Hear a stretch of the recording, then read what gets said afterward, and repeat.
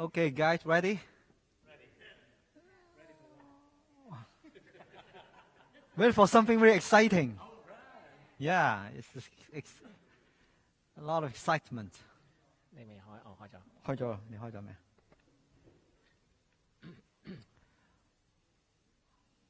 Okay, let's pray. Let's pray. 我們一起嚟禱告。 Dear Lord, we thank you so much for this morning that we can come to the church to worship you. 主，我們感謝你今天我們早晨來到你的殿中來敬拜你。 And God, as we are gathering here to talk about leadership, 我們今天下午聚在這裡來談論這個做一個領袖。 we just pray that you will bless this time, 我們求你祝福以下的這一段時 so 間， that we really know how to serve you better 讓我們能夠知道怎麼樣能夠更好的侍奉你， and how to serve you better as a group, 能夠一個整體來更好的侍奉你， and learn how to be servant leaders in this church. 能夠作為一個那個僕人領袖。 In Jesus' name we pray. 奉主的名求，阿們。 Amen. Now, first I want to welcome you all taking time to join this special workshop. 現在先歡迎大家來參加這一次特別的聚會。其實唔使翻譯㗎。 Actually, everybody understand English, right? Yeah. Yes. Okay, that's fine. Yeah. Now, I do have a problem though. Whether you want two separate classes for the Chinese speaking congregation. Do you want separate classes only for Chinese, or just like this? You want a big group like this in English? Is it okay, right? Uh-huh. Okay. Anyway, you need to read English though. If you don't read English, then we have a problem. Okay. If you read English, that's fine. That's no problem. Now, the name of this course actually is called Jesus on Leadership. There are about 5 more sections. So in total 6 sections. And every second and fourth week of a month, we'll have this meeting. Okay?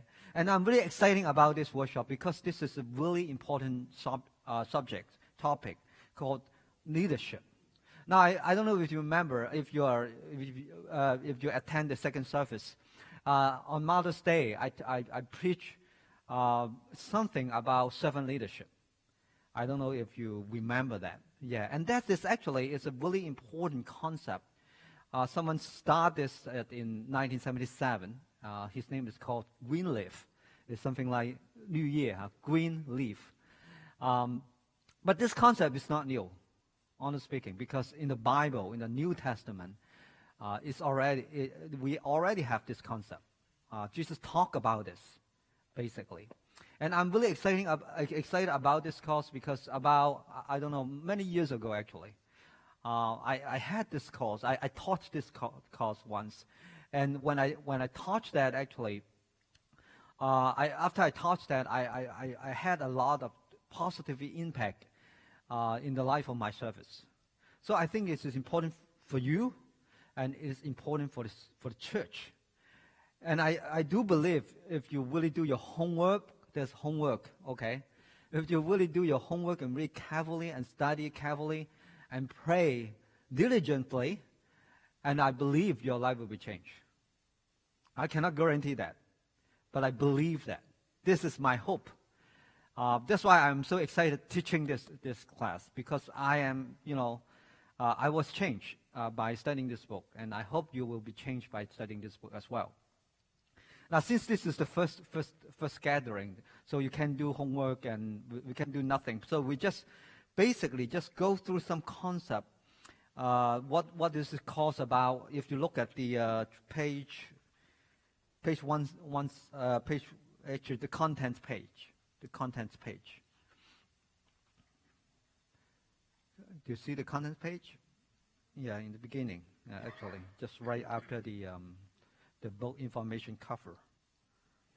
You see, basically they have week 1 to week 5, right, with the introduction. So you got about 6 sections. And the first one is talk about down from the head table, leaders who serve, how to equip others. Now, it's just not about yourself. It's also about others and how to swim in team ministry and how to be serve as a team. So you see, it's not just about individuals. Actually, it's about how individuals function, serve in a group, in a community, in a church like this. So that's why it's important. And for the author and introduction, you read that yourselves. But let's turn to page 6 and 7. Core concept of servant leadership. You'll get familiar with all this concept. Servant leaders serve God and equip others for team ministry. So there's 3 important themes here. It's about, one is serve what? Servant leaders serve God. Yeah, and equip others. And the purpose is for team ministries. Okay? So just remember these 3 things. We are all here to serve God.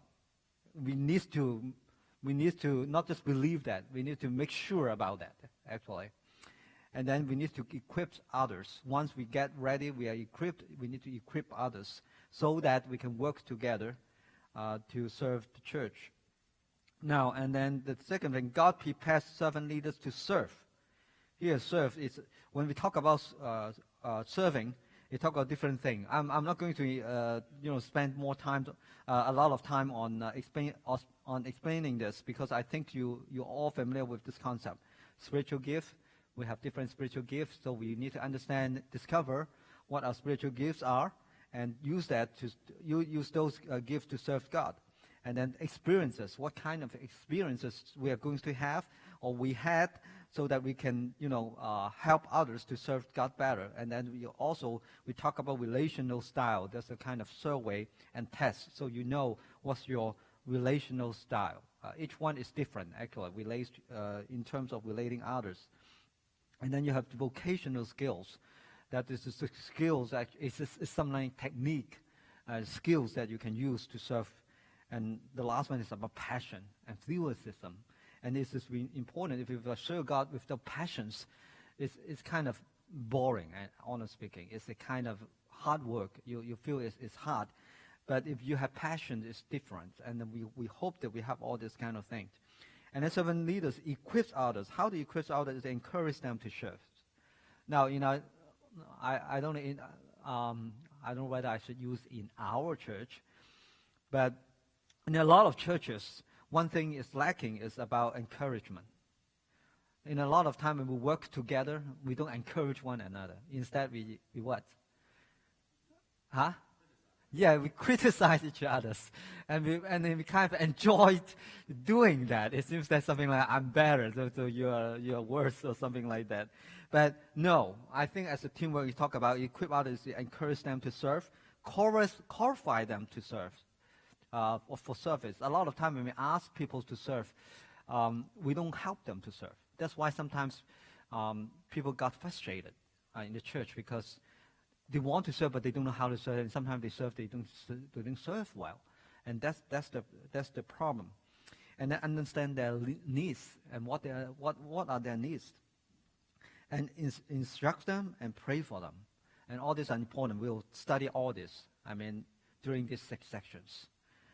And servant leaders serve in team ministry. There are few concepts are very important in team ministry. Togetherness. That means unity. Now, we use different words for this, togetherness, but the same thing, unity. Empowerment. We need to empower, as a team member, we need to empower each other to do his or her work, And then accountability. This is very important. If you take something, some roles to serve in a church, you need to be held accountable. You need to be responsible. Sometimes we take a job and we take it lightly, and we are not responsible. Now, that's why a lot of times that's why we have problem in the church about serving. And then mentoring. But when we say to mentoring, at least you need to be good enough to mentor others. Okay. Biblical principle of servant leadership.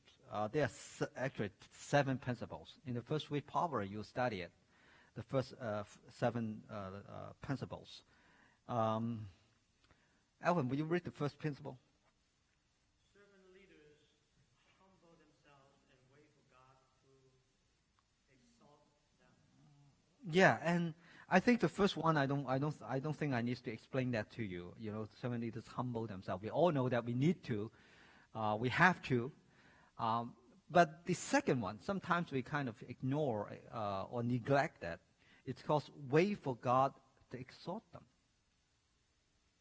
That means what's the focus? The focus is what? To serve God, to focus on service itself instead of the position. You know, it's not. It's something like it's different from a company. Actually, the church is different from a company. In a company, you kind of look a kind of a higher position. You want to get promoted to a higher position, and you will work for that. Just looking, it seems that that higher position is your goal. But in the church, it's not that. It's not the goal. It's just a kind of result. When you serve hard, some people may recognize that, and the church will recognize that, and they ask you to do that. You know, it's really different concept, though. We need to understand it. And the second one, servant leaders follow Jesus rather than sit a position. Again, it's related. You know, we need to understand why we are serving here. What's the purpose of our service? And the third one, servant leaders give a personal right to find greatness in service to others. Now, this is hard. Why is it hard, Peter? Why so hard?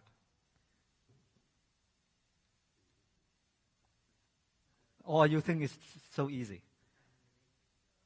Huh?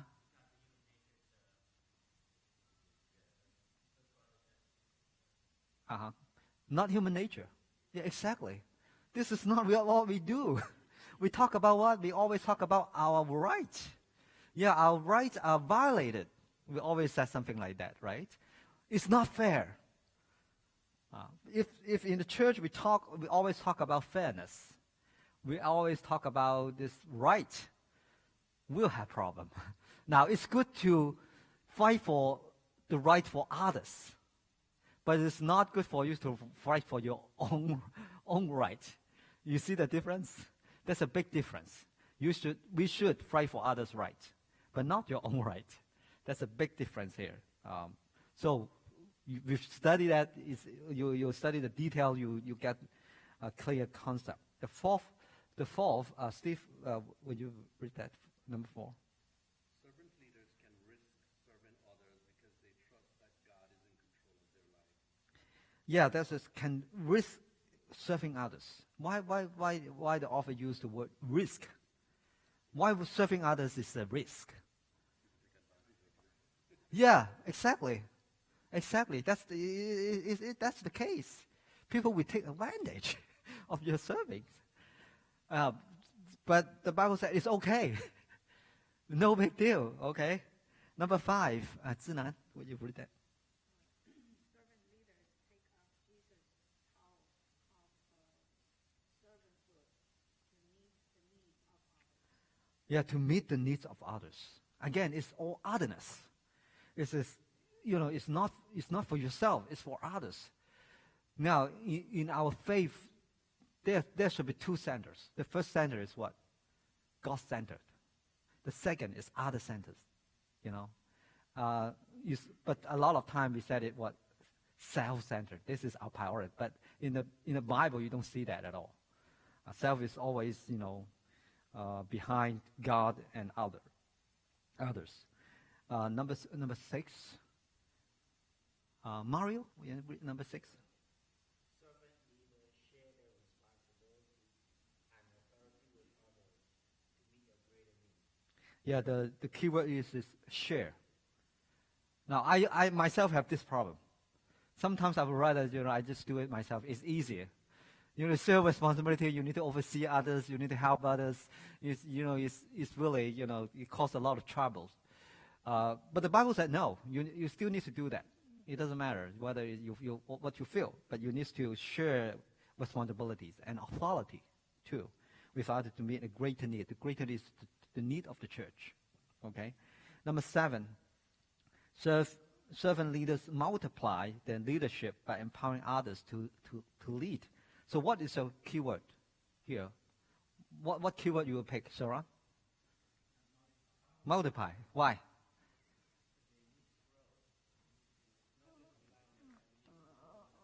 Yes, multiplication. Actually, this is really important, the concept of multiplication. And I'm not doing really well in this area, as you know. I think I need to train more leaders just to help others and serve in the church. But I hope after this course I have many helpers. And I can share some responsibilities. Okay, any questions about this? You study that actually in the first week about the 7 principles. But I really hope that you can really memorize this. If you can. You know, do you think you can memorize all these 7 principles? Maybe not down to every word, but about the main concepts. Okay. And next time when we come back, we'll train this, we'll drill this. Okay, 7 principles. I want you to get these 7 principles. And just by heart, so you will know every time you serve, you think about these 7 principles. Now, because since this is the first time, so we'll just go through some paragraph for the first week. But next week, I'm not going to do that. Okay, we'll have more discussion, because I think discussion is more beneficial for this kind of topic. But just for this week, because you don't have any idea. Okay. Let's look at page 10. The week's memory verse. Let's read this together. That means you need to memorize this verse in the first week. And we all know this verse actually. Now let's read this together. Even the Son of Man did not come to be served, but to serve, and to give his life a ransom for many. It's really obvious that we need to serve instead of being served. Okay? The first paragraph we just skip it because it's just an example. It's okay. We just forget about this example. But you need to read it at home, right? But for now, okay. But he talked about a passage is Luke 14:8 through 10. Walter, could you read that passage?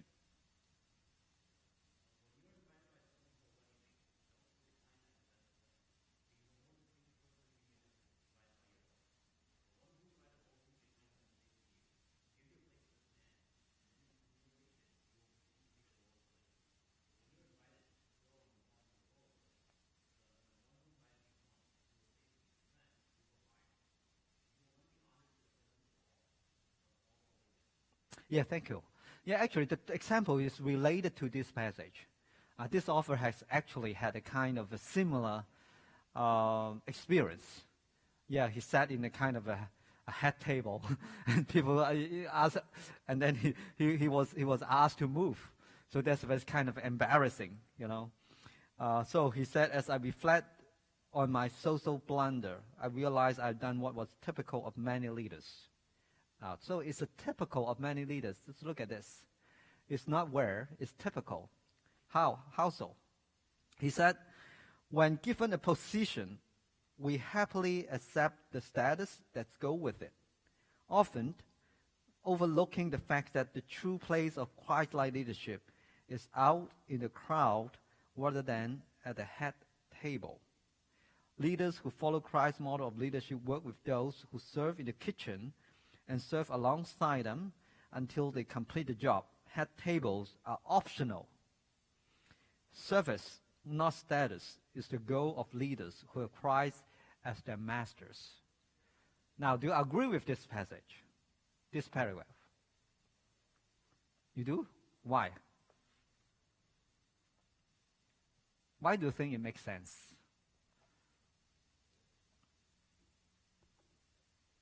Anyone?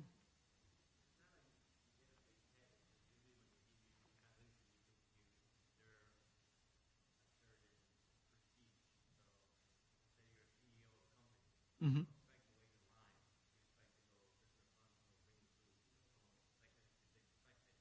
Uh-huh.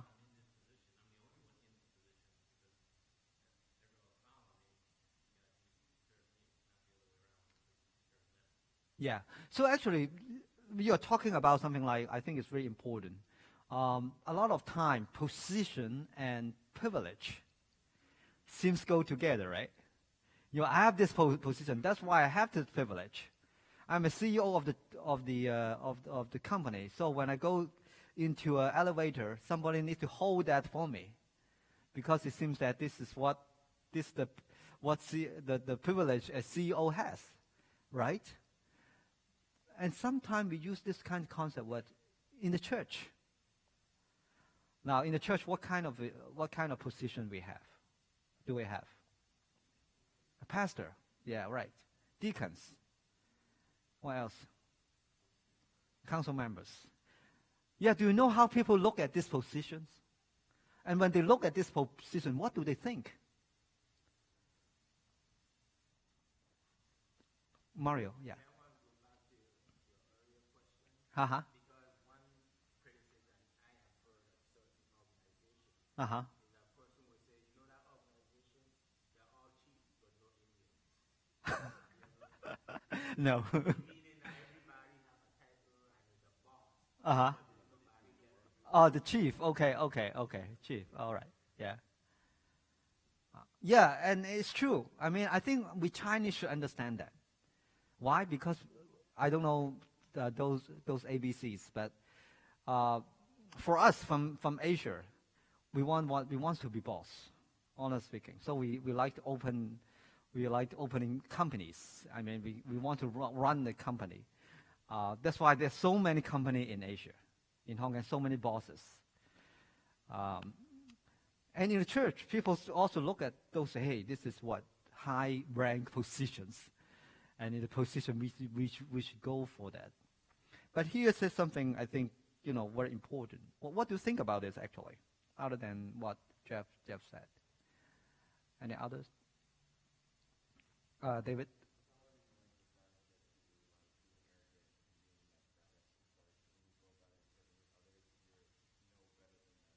Uh-huh. Yeah, it get to you. I think it's true, because maybe maybe when you first became a kind of CEO, you don't know how to behave, and suddenly you find that people respect you. People will hold the elevator for you, so you just hey, and then it gets to you. You seems that I'm superior to others, and that then why that's problem? Okay, but here it says something very important. I don't know what do you think about this. Leaders who follow Christ's model of leaders who work with those who serve in the kitchen. Work with those who serve in the kitchen and serve alongside them until they complete the job. Can you find this example in the Bible? Can you give me examples in the Bible?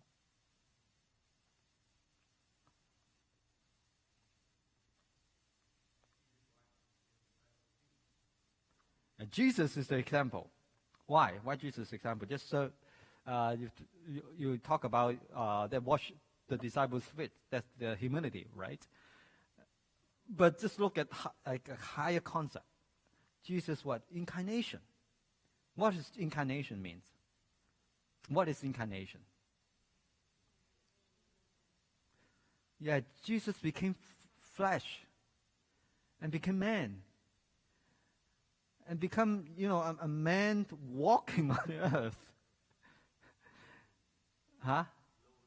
Yeah, lowly man. Yeah. So that we all understand this concept, and we all know that. But in the church, sometimes I think it's not easy at all to follow Jesus' example. But if you look at Jesus, he lived with the disciples. Remember, I think in the book of John, in the Gospel of John, a disciple asked him, actually, I don't know, it's maybe, who's the name? I forgot. Asked, where do you live? And what's Jesus' answer in the response? Remember that? No. Come and see. Yeah, right? Come and see. And this is what it means. you know, you live with people, you work with people. So the disciples see all who Jesus is, what his work is, and what his teaching is they're together. So this togetherness, this communion, these are all that is important. Those concepts are important as we serve in the church. So he says service, not status, is the goal of leaders who have Christ as their masters. Service, not status. So remember this 2S. Which one will you go to? Status or what? Service. You need to remind yourself still. We all know the answer. I don't need to ask you, but we all know the answer. But we need to keep asking ourselves whether we're really seeking for service or we are seeking for position or status. Okay? Any questions up to this point? No? Let's look at the second paragraph. Many churches and ministries struggle because they lack servant leaders. Head tables have replaced the tower and wash basin as symbols of leadership among God's people. Churches and ministry, however, need leaders who know how God has made and give them for service and who serve Christ's mission of reconciliation. Okay, can someone finish the rest of the paragraph? Saran? Yeah.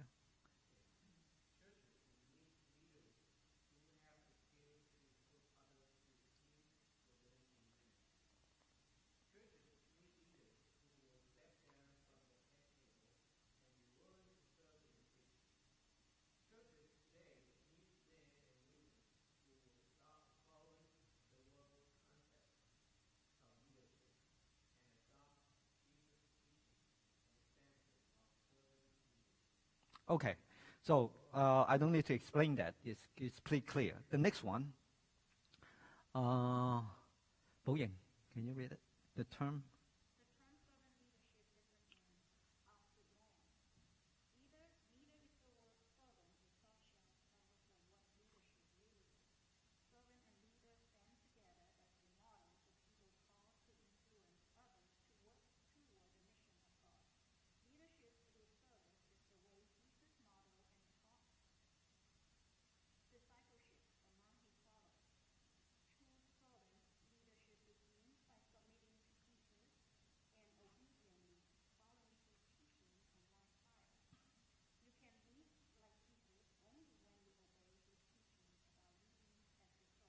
Okay, thank you.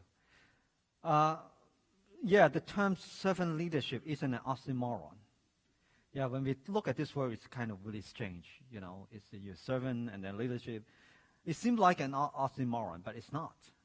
We all know this term, right? Oxymoron. Actually, I think there's a note, a footnote there. And oxymoron is a figure of speech that combine opposite or contradictory ideal terms. Example like civil war and bittersweet. Yeah, this word, so you know them. Neither is the word servant a soft shell cover for what leadership really is. Servant and leader stand together here. Servant and leader stand together as a model for people called to influence others to work toward the mission of God. Now, servant leadership is about both, basically. It's about leadership. It's about servants. You need to play both roles together. So it doesn't mean that when you serve, then it's okay, I just serve and you know, I do my thing. It's not just like that. It's actually influence others to work toward the mission of God. As a leader, you should have that kind of influence. Do you consider yourself a leader? What do you think a leader is? Give me a kind of your definition of leader, of a leader. Huh? Alpha. Okay. It's something like alpha male. Okay.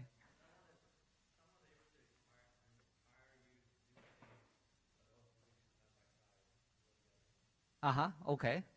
So it's helping you to achieve your goal, basically. What else?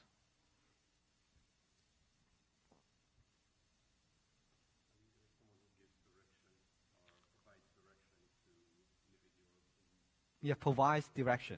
Okay, yes. Huh? Oh, to take initiative, to do something. Yes.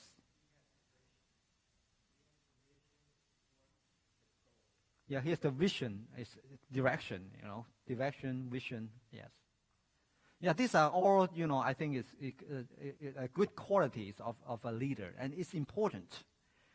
So as the servant leaders, it doesn't mean that, as I said, you just do your thing and just forget others because I'm a servant. No, you are also a leader. You need to take initiative. You need to be a model. You need to help others. So that's why servant leadership is important. Yeah, because as a church, and I really appreciate you taking time doing this. Why? Because it means that you want to be a leader. You want to be a leader. And I think that's important. You want to set up this model. You want to help others to grow. You want to provide kind of the direction for others to serve. Okay. But here, I think this is the key.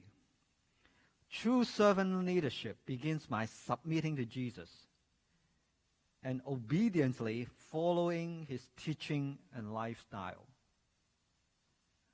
Following his teaching and lifestyle. Now, this is really important because we talk about lifestyle here. It's not talking about just you come to the church and you give a kind of a lesson and that kind of thing. Because a lifestyle, that means that you're a person living like that. This is me. That means you need to have a kind of Christ-like lifestyle. So every time you get around people who see Christ, it's something like that. Okay, it's a really high standard. But as a servant leader, if we want to be good servant leader, then we need to have this this kind of concept. You need to follow Jesus' teaching and lifestyle. You can lead like Jesus only when you obey his teaching about leading as his servant. If you don't obey Jesus' teaching, if you don't follow his lifestyle, I cannot guarantee it, but I can say I'm pretty sure you won't be a good servant leader. It's contradictory. Huh? Yeah, if you do something very different, then it's a hypocrite too. All right. Here, the definition. Can we read it together? The definition of a servant leader? There is one. A servant leader serves the mission and leads by serving those on mission with him. Now read this together, just get. A servant leader serves the mission and leads by serving those on mission with him. So you see, serves. Now it's not serve the mission.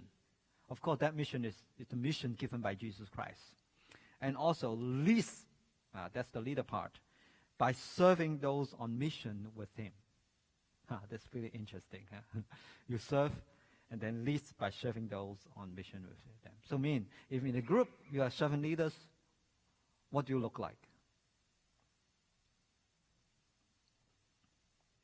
Yeah, people will see you are doing things. It's not just use your mouth to serve. As pastor, as sometimes, we used to this kind of thing. We just use our mouth. But no, he said something like you need to work, you need to do something to serve the mission. And the second by is the least by serving those. People will see you as a leader because you serve them. Yeah, this is very important. That's why I think it's really interesting. I don't know if you recognize that in the Bible, a lot of time, maybe in the old time too, when they go to the war, something like King David, do you think he always go to the war? Actually, wrong, most of the time. Not always, but quite often, until he got old. He got old, then so his people said, hey, you are getting old, don't go. Don't risk your life. Yeah, don't risk your life. Please don't go. You become the kind of a liability for us, okay? Don't do that. And it's true. I mean, a lot of good leaders, when they fight, Something like in First King and Second King, you see that too. The king also goes to the war and fight with the people. But nowadays, it's totally different. Okay. But even in the military, if you're a captain or I don't know what's the name of all this kind of thing, huh?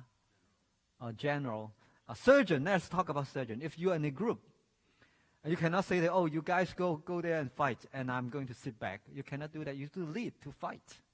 And you need to brave. But of course, if we talk about president, general, it's different right now. Okay. But in a team, it's different. You need to lead and you need to fight, that kind of thing. Okay? So that's why important. Now, this study will help churches discover, equip, and place servant leaders in all areas of ministry. Now, this is a great promise and big promise. Big word. This study will help churches discover, equip, and place servant leaders in all areas of ministry. I hope our study will achieve that goal. Jesus' teaching and model of servant leadership are the foundation for this study. Participants will discover their roles as servant leaders and will be equipped for team ministries.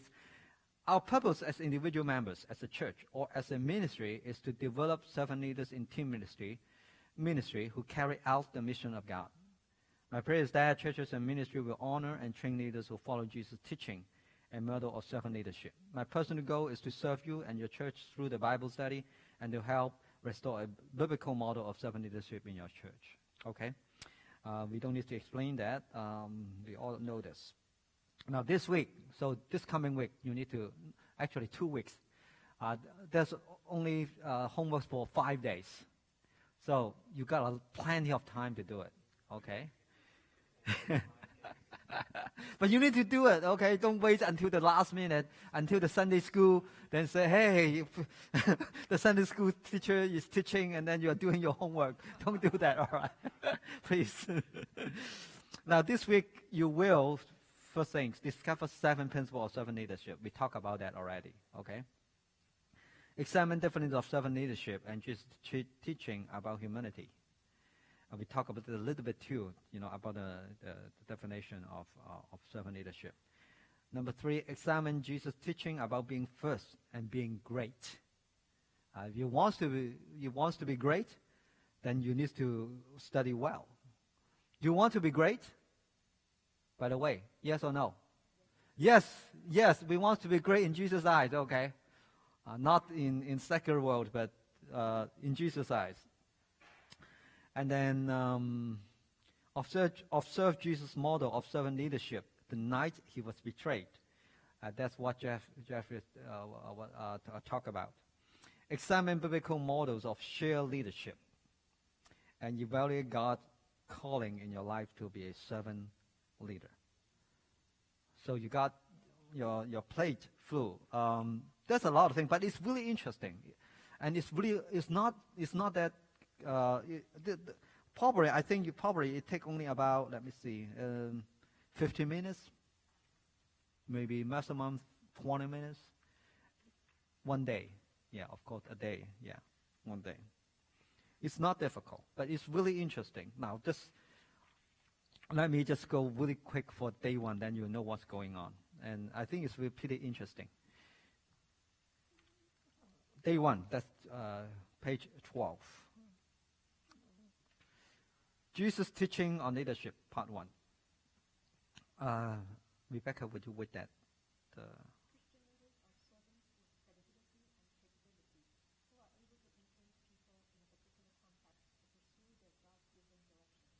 Okay, so we talk about credibility, capabilities. Okay, credibility is really important. It's about your personality. It's about your characters.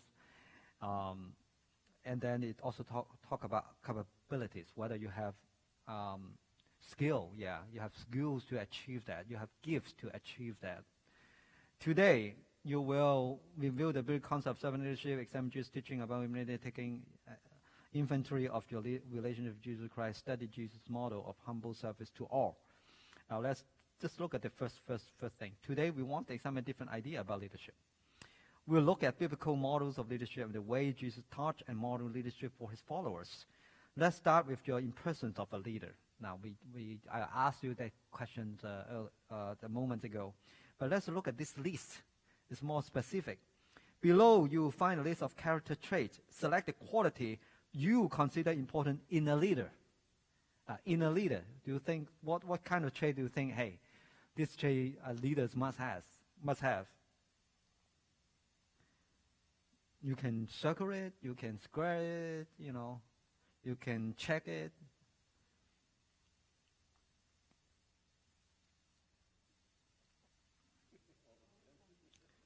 All of them, are you sure? Are you sure all of them? All of them, okay? All right? Okay. Everybody agrees? No?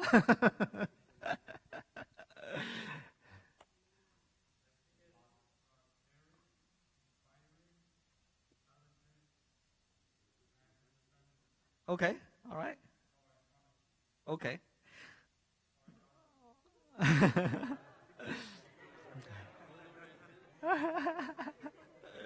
Now let's ask you this. Probably when I asked you this, I think probably you all agree. Don't you think this is a good qualities? Yes, I think these are all qualities of a person. But I think the real question is the second one. Return to the list and circle the characteristics that are present in your life.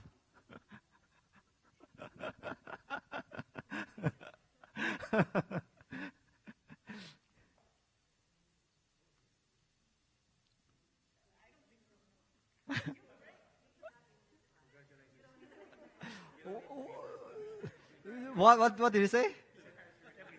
Oh, Steve said he has everything. Wow.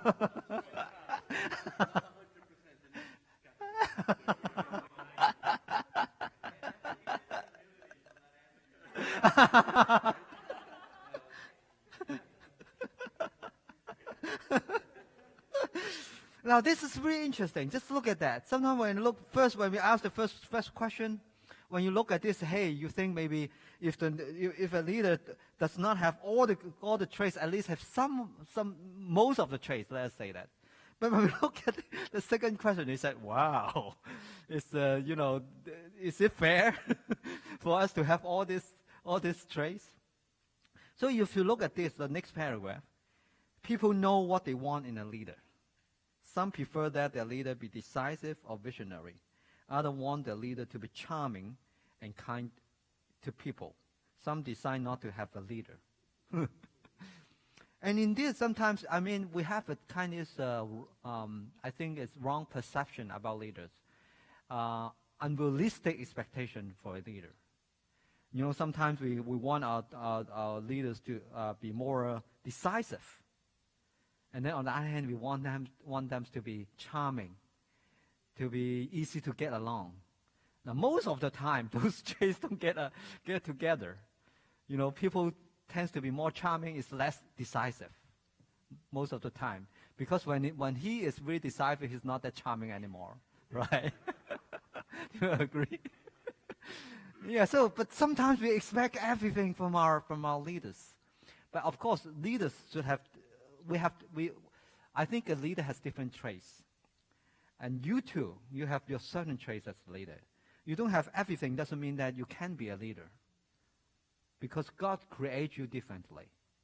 Uniquely. So, but we need to understand the concept though.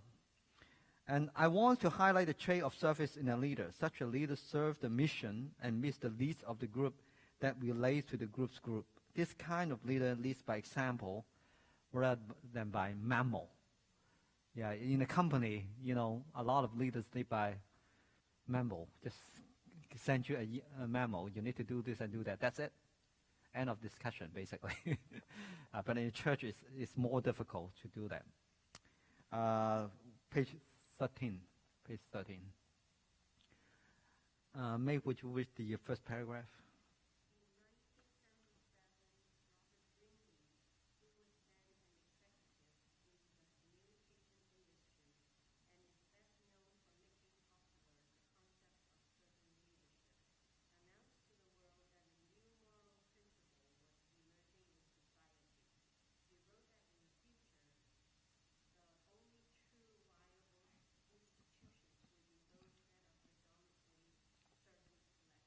Yeah, actually, it's true because right now a lot of big companies try to understand this concept and use this concept in their leadership.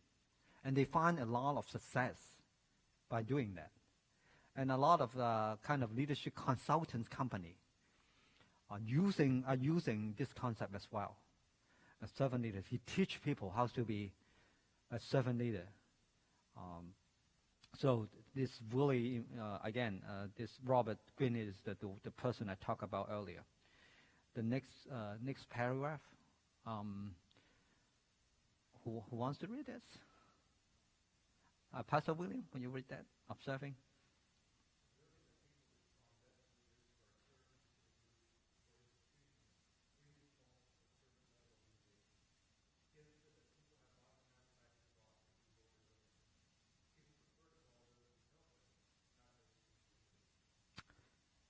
Do you agree with that? Do you have boss? By the way, do you have boss or bosses in your life? Yeah, a lot of us actually have bosses at workplaces, and also at home too, right? So we have we have different bosses, but it's the same. Okay. He understands that people had lost an appetite for bosses who lorded over them.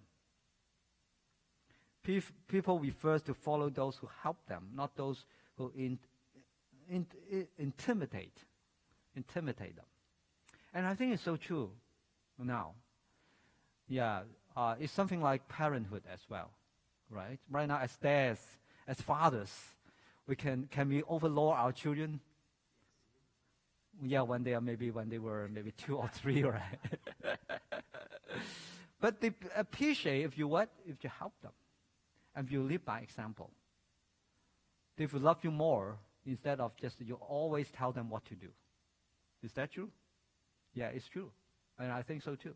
So in the church as well. I mean, that's why I think in the church rules are important, always important, and we should all follow rules. But on the other hand, I think a church should be a place that we serve happily. We really enjoy our service. It's not something like, every time we serve, we just, oh my God, we need to serve again. We need to do this again. No, that shouldn't be a case. Okay, so that shouldn't be a case. Now, let's finish this class. We still have some time. Okay, let's read this paragraph very great. It's about spiritual leadership. Really, really quickly. True greatness, true leadership is achieved not by reducing men to one service, but in giving oneself in selfless service to them. Wow, it's really deep, huh? And this is never done without cost. The true spiritual leader is concerned infinitely more with the service he can render God and his fellow men than with the benefits and pleasures he can extract from life. He aims to put more into life than he takes out of it.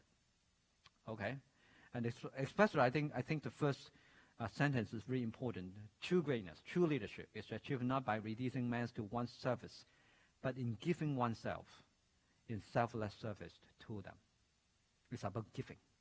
It's about sacrifice. It's about doing. Okay, the next paragraph. Sanders and Greenleaf call for the same quality in leaders, a servant's heart. This mark of a leader is a new discovery. It's an affirmation of Jewish teaching on leadership. Sanders source for his description of leadership in Jewish teaching. He found true leadership in Jewish example of and teaching about being a servant. Andy, would you read the next paragraph?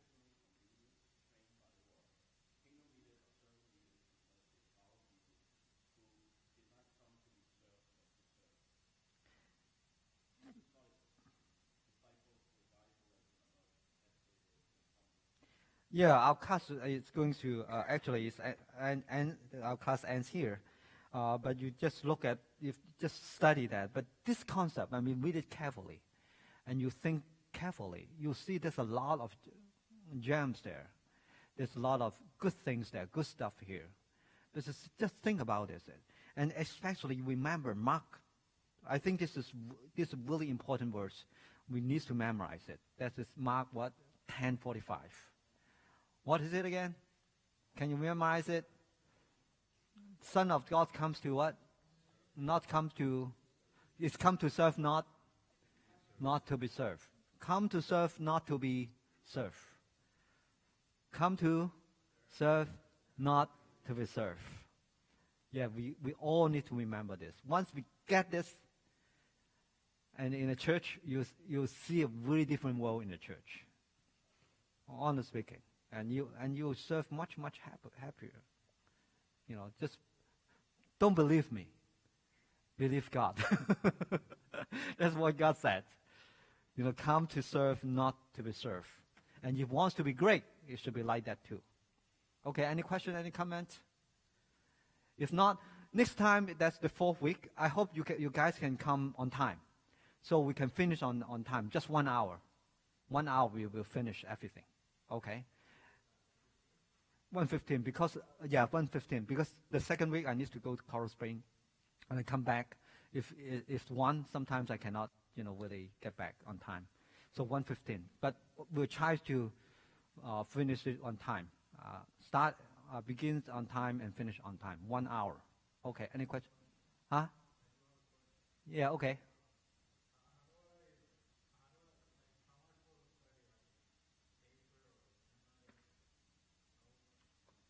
That's your book. Just study the book. Yeah, study the book, yeah. Just study the book, yeah. And do the homework. Then probably that's good enough. Yeah. Thank you. Any other questions? Okay.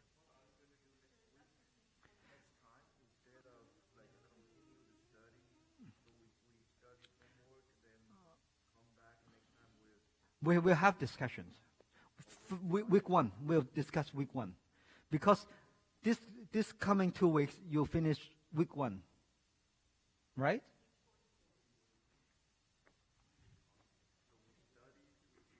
You do the homework, you finish week 1. Down from the head table. Yeah, during the sixth section, week 1. Yes, that's correct. That's correct. Huh? Yeah, supposed to every day you do one, but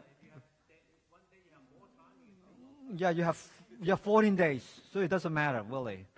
You have a plan. You have plenty of time to do it. Yep. Any other questions? Okay. And remember to bring your book next time. But a lot of time people just bring their book home and then forget it, and then next time we don't have books for you next time. Okay.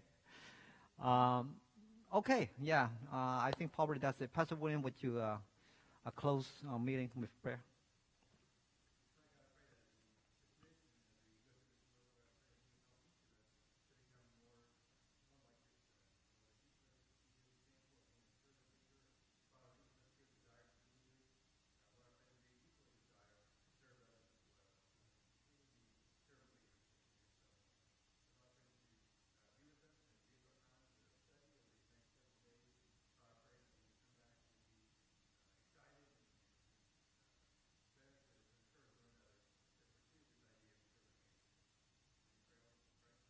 Amen.